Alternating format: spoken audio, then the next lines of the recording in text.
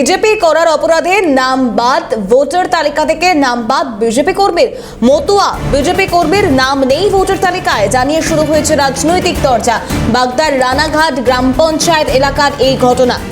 BJP কর্মী তাই তার ভোটার তালিকায় নাম নেই, এমনটাই গুরুতর অভিযোগ। জ্যোতির্ময় আমাদের প্রতিনিধি রয়েছেন টেলিফোন লাইনে। জ্যোতির্ময়, বিজেপি করবার অপরাধেই কি ভোটার তালিকা থেকে নাম বাদ চলে গেল? দেখো, একদম বাগদার বেড়বাড়ি এলাকার বছর 62 বাসিন্দা সুভাষ পাল, তিনি কর্মসূত্রে মাঝে মাঝে বাইরে থাকেন। সম্প্রতি যে বাগদার উপনির্বাচন হয়েছে সেই সময় তার নাম বাদ দিয়েছে এমনই অভিযোগ করে তিনি জানিয়েছেন তিনি বিজেপি করেন, সে কারণে তার নাম তালিকা থেকে প্রভাবিত হয়ে যারা নির্বাচন কার্যের সঙ্গে যুক্ত ছিলেন বা আধিকারিক আছেন তারা বাদ দিয়েছেন, এমনকি অভিযোগ নিয়ে তিনি সরব হয়েছেন।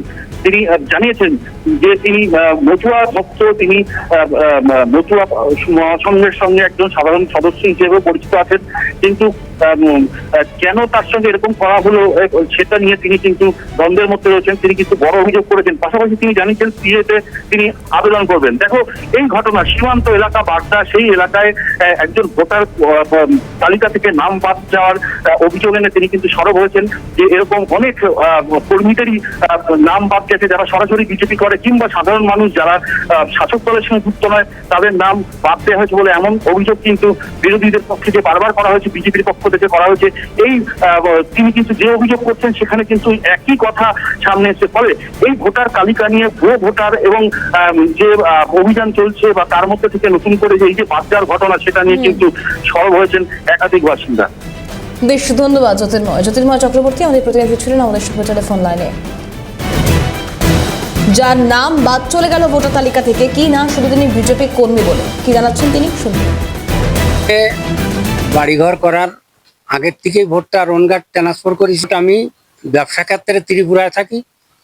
এবার ভোট যেদিন দিতে গেছি ওর আগের দিনই আমার ভোটার লিস্টে নাম আছে। যখন দিতে গেছি যাই দেখছি যে আমার লিস্ট আর একটা নতুন আইছে, ভোট ডিলেট। তা আমি উনি এইটা আমার থেকে আরো রেখে দিতে চায়। তা আমি বললাম যে কেন, এটা আপনারা দিয়ে যাব। ওই বলার পরে উনি বললো যাও তোমার মার ভোটার আই কার্ড আনতে হবে, আর নাহলে তুমি অবৈধ ভোট, এটা বললো। আমি তারপরে আমি চলে আসি। বাস, এখানে আমি ধরেন আমার নাবালক অবস্থার থেকে আমি রনঘাট। মতুয়া সংঘের একজন হওয়া এই ব্যক্তি যার নাম বাদ গিয়েছে তিনি বিজেপিকে সমর্থন করেন বা বিজেপি করেন বলে এমনটাই অভিযোগ। তাই মতুয়া সংঘের অন্যান্যরা তারা কি বলছেন এই বিষয়ে শুনুন।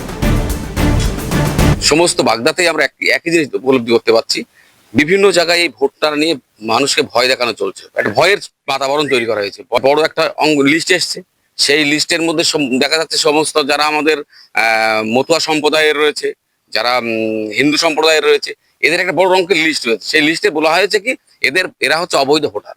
সেই অবৈধ ভোটার বলে একটা বাতাবরণ তৈরি হয়ে গেছে। যখন প্রকাশ্যে না নিয়ে এসে পঞ্চায়েতে ওদের বিএলওকে ডেকে নিয়ে তাদের সামনে বলেছে কোনটা বৈধ আর কোনটা অবৈধ। এবার দেখা যাচ্ছে যাদের নামগুলো ওখানটাতে রয়েছে সবকটাই বৈধ এবং হিন্দু ভোটার। এর পাশাপাশি শোনানোর চেষ্টা করব মতুয়া মহাসংঘের সদস্য তথা কেন্দ্রীয় মন্ত্রী শান্তনু ঠাকুর, তিনি এ বিষয় নিয়ে ঠিক কি বলছেন। তো স্টেট গভর্নমেন্টের একটা পলিসি, যে পলিসিতে ওরা ভারতীয় জনতা পার্টির যত ভোটার আছে সেই ভোটারগুলোকে কেটে আগামী বিধানসভায় যাতে ওদের সরলীকরণ করতে পারে। আমি গত 5 দিন আগে আমাদের স্বরাষ্ট্রমন্ত্রী, আমাদের গৃহমন্ত্রী অমিত শাহজির কাছে আমি গেছিলাম বিশেষ করে। তো সেখানে ওনাকে বলার পরে উনি একটা, যখন এই অভিযোগ করা হচ্ছে বা এই অভিযোগ সামনে আসছে তখন স্থানীয় তৃণমূল নেতৃত্ব তারা কি বলছেন শুনবো। যে ভুলটা সংশোধন না করে দোষ দিচ্ছে সরকারি আধিকারিকদের উপরে, ওইখানে থাকতো না।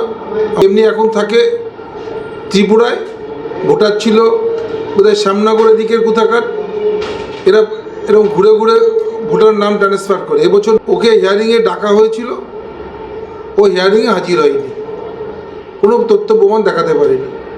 ওর যদি তথ্য প্রমাণ সব থাকে ও আবার অ্যাপ্লাই করবে, হিয়ারিংয়ে যাবে, হয়ে যাবে।